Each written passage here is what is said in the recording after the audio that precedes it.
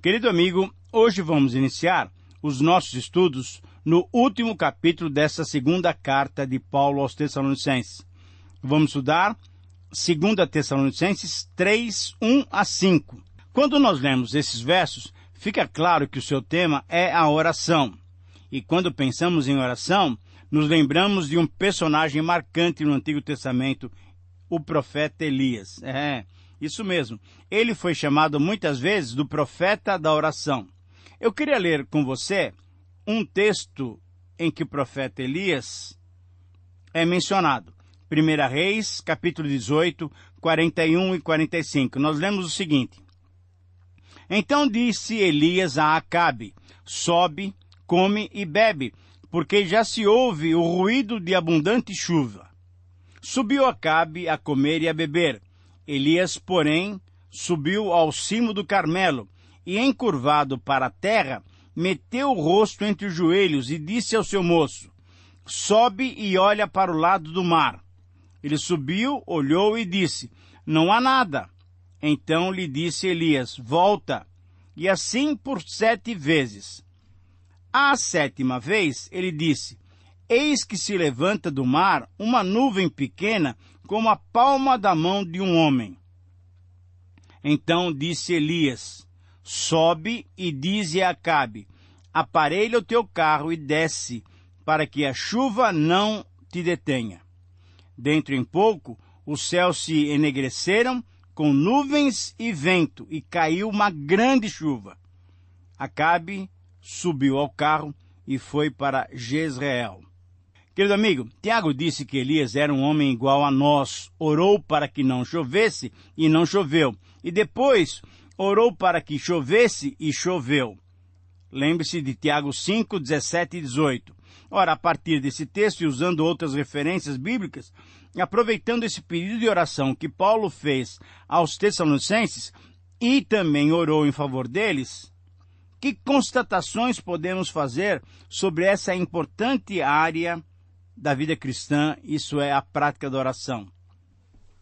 Em primeiro lugar, constatamos que além da Bíblia descrever como oração essa conversa que temos com Deus, ela também é chamada de invocar a Deus, ou clamar ao Senhor, ou então buscar ao Senhor.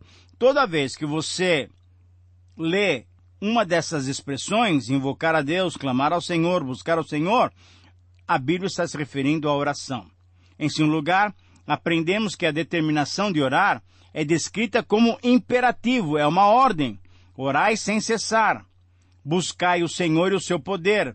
Vigiai e orai. São ordens para nós desenvolvermos essa vida de oração. Em terceiro lugar, aprendemos também que devemos orar para, por exemplo, receber poder, libertarmos outras pessoas ou então sermos nós mesmos libertos.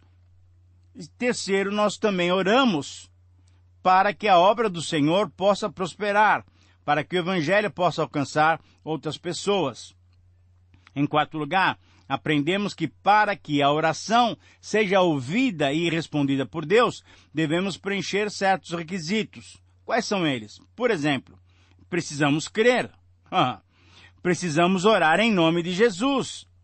E, com certeza, devemos estar em sintonia com a vontade de Deus. 1 João 5,14 nos diz que quando nós oramos conforme a sua vontade, Ele nos responde. Em quinto lugar também aprendemos, constatamos, que não há uma posição que deve ser seguida por todos quando se colocam diante de Deus em oração. Na verdade, nós podemos orar de pé, assentados, ajoelhados, deitados até em nossa cama, curvados até o chão, prostrados no chão, com as mãos levantadas para os céus, enfim, de todas as maneiras, desde que haja sinceridade em nossos corações, nós podemos orar e com certeza temos Deus ouvindo as nossas orações. Objeto, então, do nosso estudo, esse texto nos ensina também que devemos orar uns pelos outros. Essa foi a ordem de Tiago. Orai uns pelos outros para serdes curados. Tiago 5,16. Pois conforme ele mesmo disse, a súplica do justo pode muito por sua eficácia. Então, além de tantos outros relacionamentos de mutualidade, também a oração feita em reciprocidade desenvolve e aumenta a nossa comunhão. Ao constatarmos logo no verso 1 que Paulo pede oração por si e pelo avanço do ministério, e ao mesmo tempo pede que Deus conduza o coração dos Tessalonicenses ao amor de Deus e à constância de Cristo, percebemos a importância da mutualidade também nessa área de oração. E por isso, o título que entendemos ser apropriado para esse parágrafo é o seguinte: a mutualidade na oração. Eu repito, a mutualidade na oração é o título desse parágrafo, 2 Tessalonicenses 3, 1 a 5. Querido amigo, refletindo um pouquinho mais sobre oração, é importante lembrarmos que, além dessas constatações assinaladas, veja bem, a motivação com que buscamos a Deus em oração é fator fundamental para sermos ouvidos e respondidos. O Senhor Jesus nos orientou dizendo: Tu, porém, quando orares, entra no teu quarto e, fechada a porta, orarás a teu Pai que está em secreto, e teu Pai que vem em secreto te recompensará. Mateus 6, 6. Ora, depois dessa afirmação, a pergunta que ele nos faz é a seguinte: em nossos momentos de intimidade com Deus, temos fechado a porta do quarto que nos liga às coisas enganosas desse mundo? Temos procurado viver no mundo sem pertencer a ele? Ao orarmos, ao desenvolvermos nossa espiritualidade, buscando a presença do Senhor, temos compreendido que, como filhos do Deus Santo, devemos mostrar atitudes diferentes daqueles que não são filhos, para que o nome do nosso Deus, do nosso Pai, seja glorificado em nossas vidas? Querido amigo, todo verdadeiro cristão sabe que é na solidão do quarto fechado que ele fala com Deus e ouve de Deus as orientações fundamentais de como se comportar nessa ou naquela situação. Mas, além disso, o cristão maduro sabe também que, para podermos ouvir a voz de Deus, precisamos fechar a porta do quarto para o mundo exterior, a fim de que não sejamos distraídos pelas sensações nem atraídos pelas tentações que nos cercam. Agindo dessa maneira, não somente teremos uma comunhão maior e melhor com nosso Senhor, como experimentaremos uma transformação que nos fará viver de maneira muito mais abundante e feliz, sendo um canal de bênção para os nossos irmãos. Quando fechamos a porta do quarto que nos conduz ao mundo e que deixa o mundo chegar até nós, passamos a viver no mundo sem que sejamos influenciados por ele. E quando nos misturamos à multidão, não ouvimos mais o que o mundo tem a nos dizer. Pelo contrário, nós é que teremos muito mais a dizer ao mundo de tudo quanto ouvimos, aprendemos e experimentamos o nosso Senhor e Salvador Jesus Cristo. Querido amigo, quando fechamos a porta do quarto, que a religiosidade faz questão de manter aberta para que todos vejam a nossa conduta cristã exemplar, quando fechamos a porta do quarto, temos condições de aprender do Senhor e ouvir a sua voz, avaliando-nos e indicando-nos o verdadeiro caminho da adoração e da espiritualidade. Quando fechamos a porta do quarto, não buscamos recompensas, mas o Deus a quem buscamos, porque é um Deus bom e gracioso, na sua própria natureza, ele nos recompensa sem que mereçamos. Quando fechamos a porta do nosso quarto, podemos orar uns pelos outros, sem que a nossa oração seja motivo de informação de algo que foi compartilhado em secreto para nós. Quando fechamos a porta do nosso quarto, buscamos a Deus em favor dos nossos irmãos, colocando-os somente na presença de Deus e não na boca do povo. Deus quer que sejamos intercessores, mas que nos dirijamos somente a Ele. Somente a Ele. Querido amigo, você tem mantido a porta do quarto fechado ou a tem mantido aberta para que todos vejam como você é um bom cristão? Que tipo de recompensa você está buscando? A recompensa dos homens que podem olhar para dentro do seu quarto com a porta aberta, ou você busca a recompensa de Deus que pode ver através da porta do quarto fechada? Quando oramos pelos nossos irmãos, queremos que eles saibam para que possam nos agradecer, ou oramos em secreto, colocando cada um deles somente diante de Deus? São perguntas que devem nos fazer refletir. Então, que o Senhor nos abençoe, nos dando forças para nos mantermos com a porta do quarto fechada. É no secreto do quarto que abrimos o nosso coração diante de Deus e desenvolvemos a mutualidade sem que a vaidade e o orgulho impeçam a nossa oração. Ora, diante disso e diante do texto que temos à nossa frente para estudar, o princípio que temos é este: em meio às dificuldades que nos cercam, todos os cristãos devem desenvolver a mutualidade na vida de oração. Eu repito, em meio às dificuldades que nos cercam, todos nós cristãos devemos desenvolver a mutualidade na vida de oração. E nesse texto nós encontramos 5 elementos que compõem uma oração baseada na mutualidade.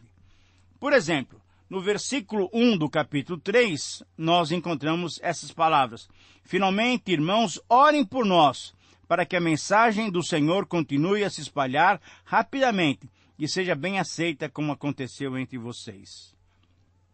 Certamente, com essa expressão inicial, entendemos que estamos chegando ao final da carta. Finalmente, irmãos, é o final da carta. A expressão finalmente mostra que os temas mais importantes já foram tratados.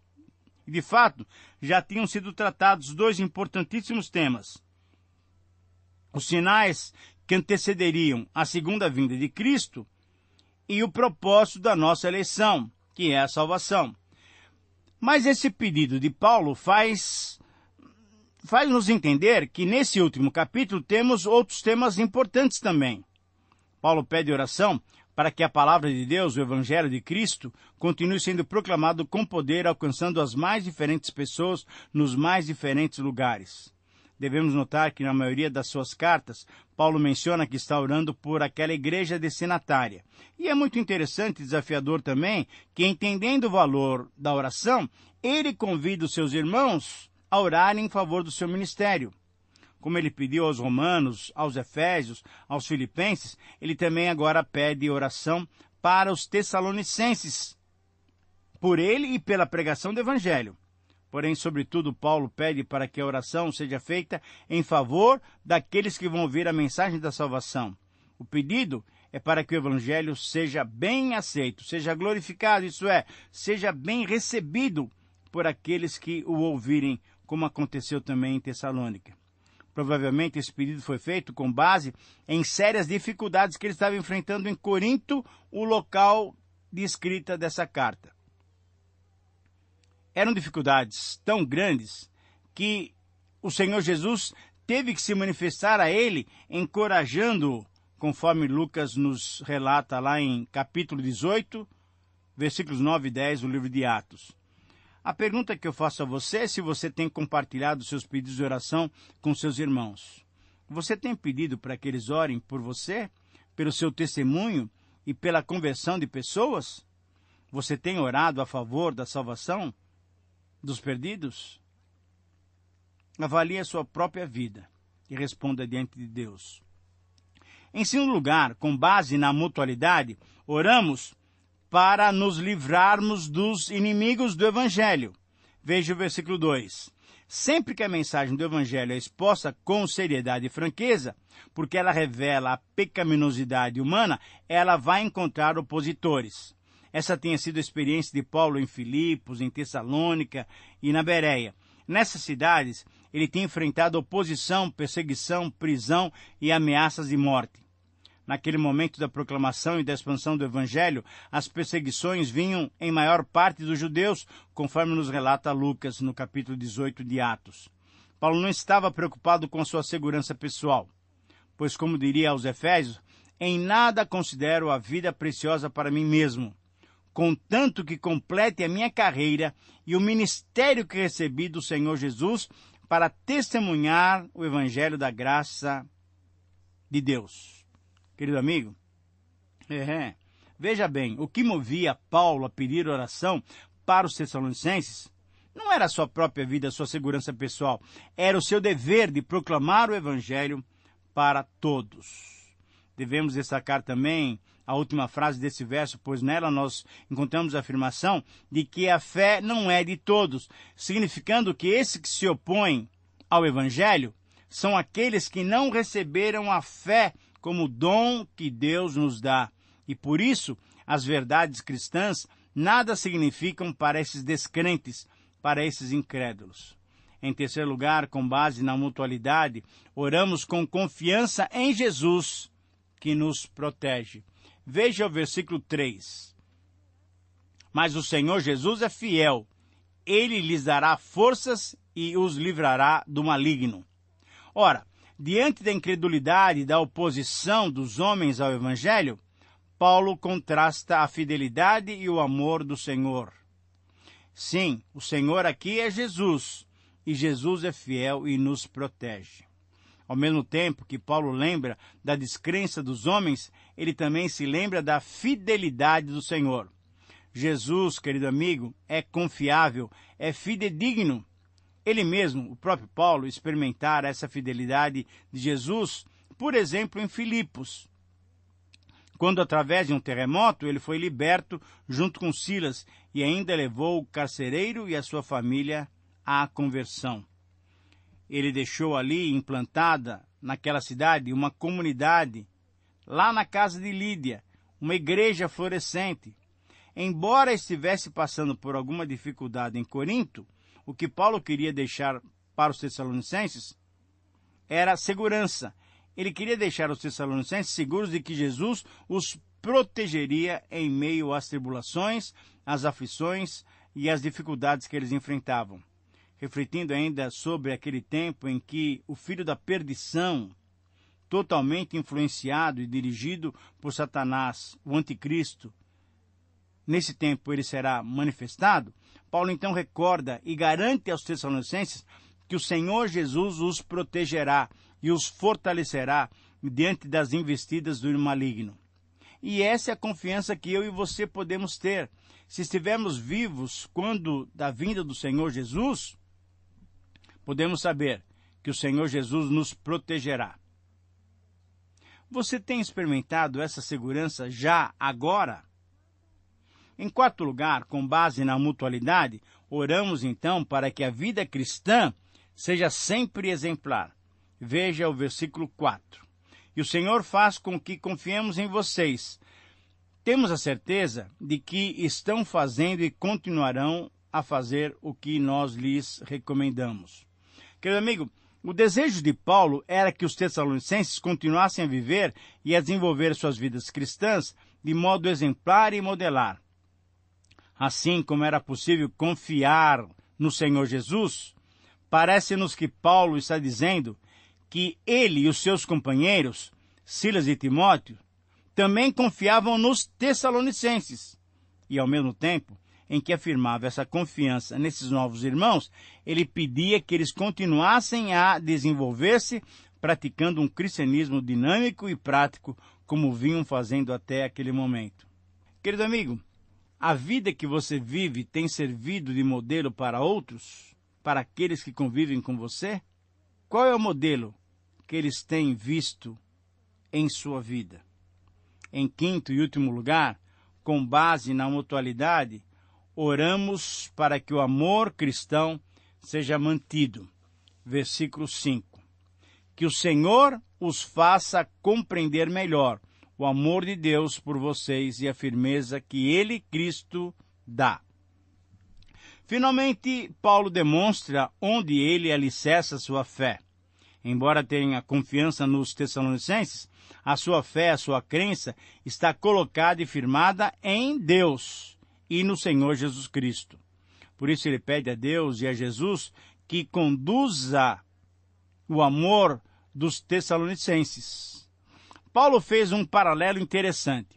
O amor de Deus e a constância de Jesus são o alvo dos Tessalonicenses e de todos nós, os cristãos. O amor de Deus levou-o a entregar o seu Filho por nós. E a constância, a perseverança de Jesus levou-o a suportar todas as aflições, inclusive a cruz, também em favor de nós. Esse é o pedido e esse é o alvo para todos nós. Quando os corações humanos são direcionados para esse amor e essa perseverança, o resultado é a obediência, é a firmeza, é o desenvolvimento de uma vida exemplar. E a pergunta que eu faço é se a sua vida tem servido de modelo para aqueles que convivem com você. Essa é uma pergunta que tem que ser repetida a todos os momentos. E por isso, então, quando concluímos esse estudo, a minha oração por você é para que o Senhor te conduza a uma vida com 3 características muito claras.